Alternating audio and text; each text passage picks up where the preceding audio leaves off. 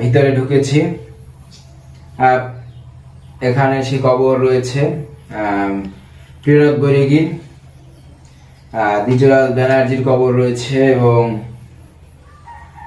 এটা হচ্ছে প্রসাদ চন্দ্র সরকার, তাদের কবর।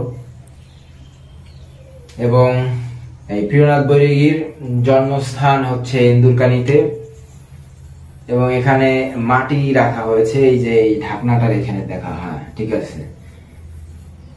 আবার উপরে এখান থেকে বিশ্বাসী যারা রয়েছে বিশ্বাস করে মাটি নেয়, মাটি খেয়ে অনেকে সুস্থ হয়েছে প্রভু যিশুর নামে।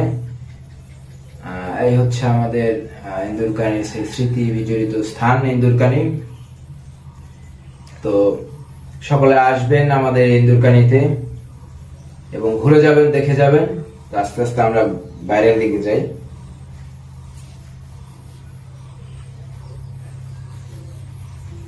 আমাদের ইন্দুরকানী ব্যাপটিস্ট মন্ডলী।